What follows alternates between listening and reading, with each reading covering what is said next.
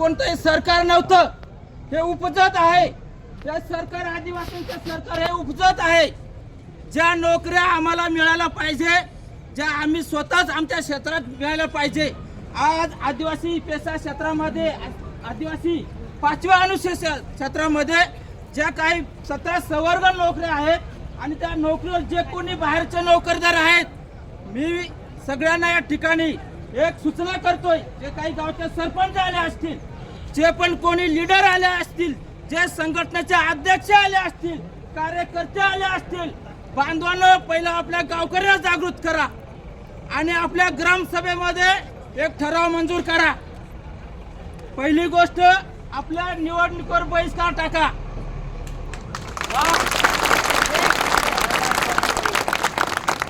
कारण आपण निवडून कोणाला देतोय? आमदार खासदारांना देतोय. कशासाठी निवडून देतो? का याने आमचे हक्क अधिकार अबाधित ठेवले पाहिजे, आमच्या आरक्षणानुसार आम्हाला नोकऱ्या मिळायला पाहिजे आणि आमचे जे काही रीतिरिवाज आहेत, जे काही रीतिरिवाज हे टिकून ठेवले पाहिजे. परंतु एकदा यांना निवडून दिलं का या समाजाकडे पाठ फिरून आपल्या पक्षाची गुलामगिरी करणारे नेते आहेत आणि त्याच्यामुळं आम्हाला निवडणुकीची गरज नाहीये. 5व्या अनुसूचीमध्ये निवडणूक लागू नाहीये. जर तुम्हाला जर पेसा भरती लागू नसेल, तुम्हाला जर पेसा भरती करायची नसेल तर 5व्या अनुसूची शासन आहे आणि 17 संवर्गामधले ज्या नोकऱ्या आहेत, त्या 17 संवर्गामध्ये तुमच्या क्षेत्रामधले नोकरदार सोडून बाहेरचे नोकरदार असतील तर सरकारने त्या नोकरदार तुमच्या घरी नेऊन ठेवा, मुंबईला मंत्रालयामध्ये नेऊन ठेवा.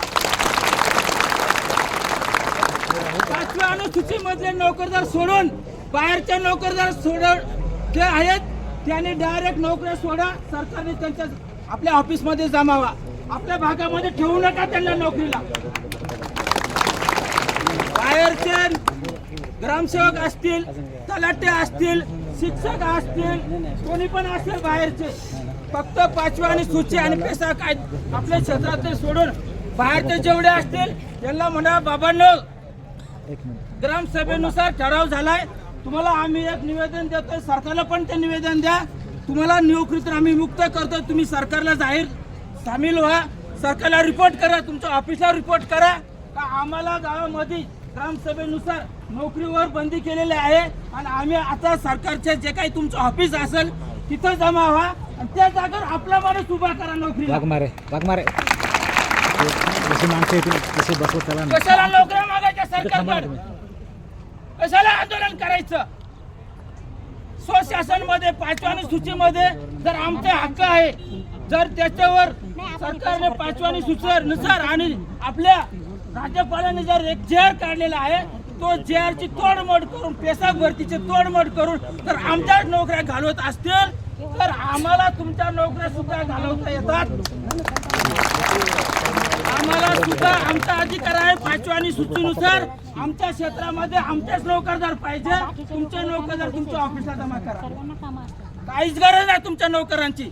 आमचे बांधव शिकलेत, आता आम्ही शाळा पण चालू शकतोय, दवाखाना पण चालू शकतोय, आमचे पोलीस प्रशासन पण उभं करू शकतोय, तलाठी पण चालू शकतोय. एवढे मुलं बेरोजगार आहेत. तुमच्या गावात एक तलाठी जे आहेत बाहेरचे, त्यांना बाबा मुंबईला मंत्रालयामध्ये भाऊ रिपोर्ट कर. तुमच्या गावातले पोरं शिकलेले आहेत, त्याला तलाट्याचं काम द्या. कोणाला शिक्षक नाही त्याला शिक्षकाचं काम द्या. ग्रामसेवक बनवा. एवढे पोरं शिकलेत, हे काम नाही करू शकत का? करू शकतात. फक्त 5व्या अनुसूची आणि पेसा कायदा आणि ग्रामसभेचा अधिकार अवलंबा तुम्ही आणि निवडणूक घ्यायचीच गरज नाहीये. काय कशाला पाहिजे आमदार खासदार? आपल्याला आपली ग्रामसभा डायरेक्ट सरकारशी कनेक्ट पाहिजे. डायरेक्ट सरकारशी कनेक्ट.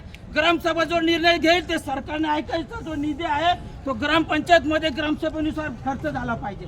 काहीच गरज नाही आमदार खासदारांची, काहीच गरज नाही. निवडणूक बंद झाली पाहिजे आदिवासी क्षेत्रात पेसा आणि 5व्या अनुसूचीमध्ये. काहीच गरज आहे निवडणुकीची. डायरेक्ट कनेक्ट आहे 5व्या अनुसूची सरकारची. डायरेक्ट कनेक्ट आहे. संविधानामध्ये लिहिलंय 5व्या अनुसूचीमध्ये सरकारकडून जो निधी येईल आदिवासी क्षेत्रासाठी विकासासाठी जो निधी येईल तो ग्रामसभेला येईल आणि ग्रामसभा डायरेक्ट सगळा खर्च करून आणि जो काही रिपोर्ट असेल, जे काही फायनान्शियल जो रिपोर्ट असेल, जे ऑडिट असेल ते सरकारला देऊ शकतं. तेवढी ग्रामसभा सक्षम आहे. आम्ही कमजोर बनवलं ते